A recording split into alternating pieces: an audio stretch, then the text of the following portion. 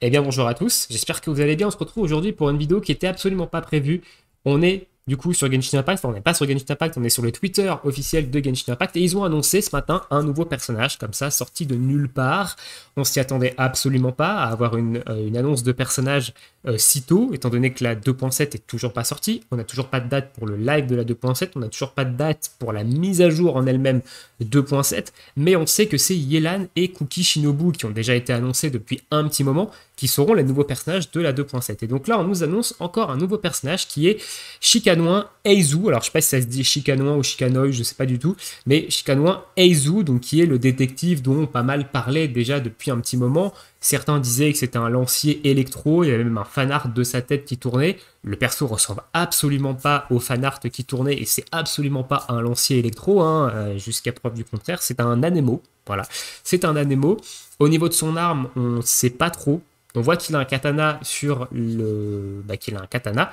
Donc peut-être encore une épée à une main anémo, mais ça peut être toute autre chose, catalyseur, claymore, lance. Un lancier anémo, ça pourrait être intéressant, par exemple, parce que c'est un combo qu'on n'a pas actuellement au niveau du jeu. Donc ça pourrait être cool. Et au niveau de son design, j'avoue que c'est assez compliqué de savoir si c'est du 4 ou du 5 étoiles. Les 5 étoiles sont en général assez travaillées, mais là on peut voir quand même que le pantalon, c'est quand même. Le perso a l'air quand même plutôt travaillé, donc on peut pencher sur du 5 étoiles, mais ça peut également être du 4 étoiles, donc pour l'instant on ne sait pas, il faudra attendre les annonces officielles à ce niveau-là. Mais voilà ce qu'on peut en dire. Alors moi, le perso me hype pas du tout. C'est pas du tout ce personnage-là que j'attends, hein. Moi, j'attends Sino maintenant. Et du coup, j'irai pas invoquer. Peu importe la rareté du personnage et peu importe ce qu'il fait, j'irai pas du tout invoquer. À la limite, j'invoquerai peut-être pour avoir un Kazuha C0 si jamais le personnage revient, parce que Kazuha pourra m'apporter de la plus-value et on connaît la puissance du personnage. Mais pour l'instant, je me positionne pas sur Eizu, quoi. Maintenant, évidemment, l'annonce de ce personnage-là, moi, ça me fait peur. Ça me fait peur parce que je vous ai déjà fait une vidéo sur les conséquences de la 2.7 qui vont avoir quand même une certaine conséquence au niveau du jeu. Et le fait qu'ils annoncent comme ça un nouveau personnage, ça veut dire que potentiellement, il y aura une 2.8.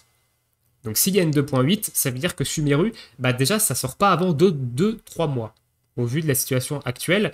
Donc, bah, potentiellement, ça veut dire que on a un jeu dans lequel on va avoir très peu de contenu en dehors des événements, parce que je ne qualifie pas les événements comme étant du contenu. Attention, c'est du contenu temporaire, donc c'est pas du contenu durable, c'est pas du mode de jeu que vous allez refaire tous les X, un peu comme les habits, c'est du contenu temporaire qui est là pendant une semaine, 2 semaines. Voilà, je qualifie pas ça de contenu. Pour moi, les événements, c'est des choses qui sont en plus d'avoir du contenu. Voilà, bon, à part tes faits. On risque d'avoir une 2.7 qui tourne autour de seulement des événements, donc une mage filler. Peut-être qu'on aura la suite de la quête de Dainsleif, peut-être qu'on aura sûrement la quête histoire avec Yalan ou Kuki Shinobu, ou peut-être une escapade, on ne sait pas, mais c'est du contenu one shot, ça. Donc c'est pas non plus du contenu qui va nous faire, qui va nous prendre beaucoup de temps et qui va nous faire revenir au niveau du jeu.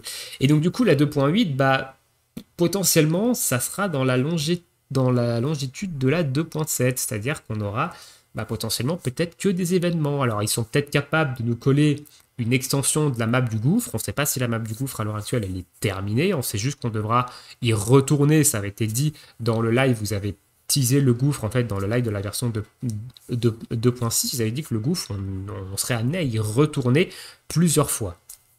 Donc peut-être qu'il y a une extension de map au gouffre qui arrivera peut-être en 2.8. Pour l'instant, on n'a aucune information, mais si c'est pas le cas, ça veut dire qu'on va se taper 2 mages où le contenu, ça va être essentiellement de l'événement et que du coup, Sumeru, qui est une région qui est très attendue maintenant par les joueurs, je pense que les joueurs, le gouffre, voilà, la plupart l'ont fini.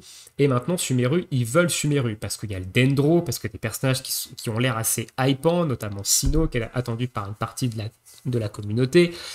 Ils attendent Sumeru. Là, les joueurs, ils sont dans les starting blocks, ils veulent Sumeru, et se taper 2 matchs filler en plus du report de la 2.7, ça fait que Sumeru, bah, ça va pas sortir avant mi-septembre, octobre peut-être. Donc, bah, ça veut dire que l'été va être relativement mort au niveau du jeu.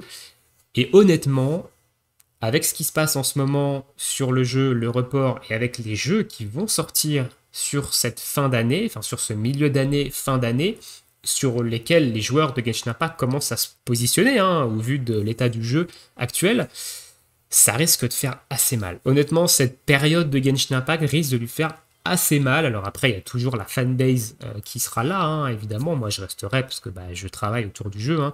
Donc j'ai pas j'ai pas de raison d'aller voir ailleurs ni d'arrêter le jeu. Et puis, je veux surtout connaître la suite de l'histoire. Mais moi, ça va quand même avoir une conséquence sur ma façon de consommer Genshin Impact. C'est-à-dire que là, j'ai déjà raté des jours de connexion parce que ce week-end, j'étais pas là.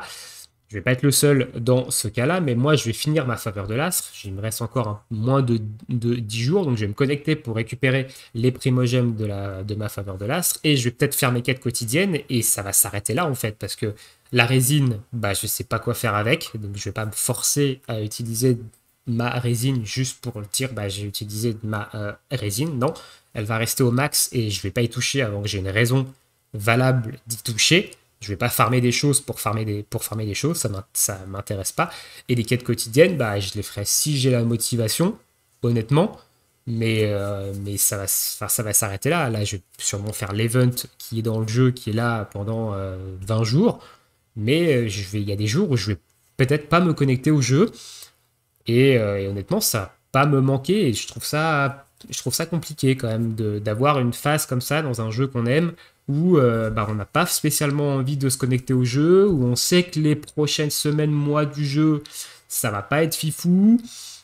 Voilà, c'est compliqué. Honnêtement, c'est compliqué. Bon, moi, j'ai d'autres jeux à côté, mais ceux qui n'ont que Genshin Impact et qui ne jouent qu'à Genshin Impact, bah, potentiellement, ils vont peut-être commencer à se tourner vers d'autres jeux et lâcher le jeu, et le jeu va perdre évidemment plus en population que ce que je pensais avec le report de la 2.7. Alors, je me trompe, ça se trouve sûrement, hein, et j'espère me tromper, j'ai pas la science infuse, j'ai pas les chiffres d'Oyoverse sous les yeux, mais voilà, cette annonce de personnage-là me fait peur parce que ça veut dire une 2.8 et ça repousse la sortie de Sumeru. Et aujourd'hui, la communauté, bah, elle attend Sumeru en fait. Elle attend Sumeru, une grande partie de la communauté attend Sumeru. Il y en a même qui vont faire une pause jusqu'à la sortie de Sumeru, hein, comme j'ai dit, qui vont profiter de ce report de la mise à jour 2.7 pour faire une vraie pause du jeu et revenir seulement à Sumeru. Moi, ça ne sera pas mon cas, mais je me connecterai moins au jeu, je serai moins assidu sur le jeu jusqu'à ce que l'activité reprenne un peu plus au niveau du jeu. Voilà, bon, dites-moi ce que vous en pensez, vous, dans l'espace commentaire du nouveau personnage. Est-ce que vous allez invoquer ou pas Est-ce que vous allez invoquer ou pas? Moi, comme je vous ai dit, c'est pas un personnage qui m'intéresse au niveau du Chara design, même si le Chara design est quand même assez joli.